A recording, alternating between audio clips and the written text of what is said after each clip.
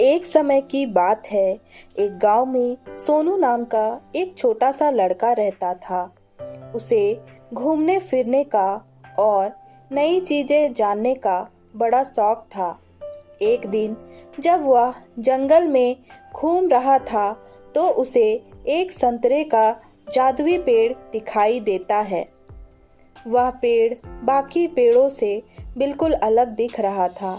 जब सोनू एक संतरे को चखता है तो उसे अपने अंदर भरपूर ऊर्जा महसूस होती है और उसका दिमाग पहले से बहुत तेज हो जाता है। सोनू उस जादुई संतरे का इस्तेमाल अपने खुद के फायदे के लिए करने लगा।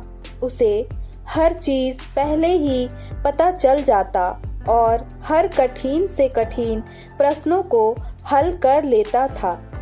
दूर दूर से लोग उसकी इस प्रतिभा को देखने आते थे। जैसे जैसे समय बीतता गया, सोनू की शक्तियाँ कम होती गई। पेड़ पर संतरों की चमक भी कम हो रही थी और धीरे धीरे उनकी भी शक्तियाँ खत्म होने लगी थी। जल्द ही सोनू को यह एहसास होता है कि वह अपनी खुद की प्रतिभा को नज़रअंदाज करते हुए जादुई संतरे की शक्ति पर बहुत ज़्यादा निर्भर हो गया है।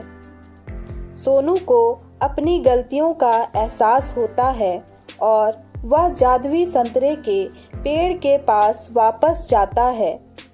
वह अपने लालची स्वभाव के लिए माफ़ी मांगता है और वादा करता है कि अपनी काबिलियत का उपयोग वह अच्छे कामों के लिए करेगा। फिर अचानक से पेड़ के बचे हुए संतरों में वापस चमक आ जाती है। उस दिन के बाद से सोनू यह समझ गया कि असली शक्ति हमारे अंदर ही होती है और हम अपनी खुद की कौशल और प्रतिभा का इस्तेमाल करके ही दुनिया में बदलाव और खुशी ला सकते हैं।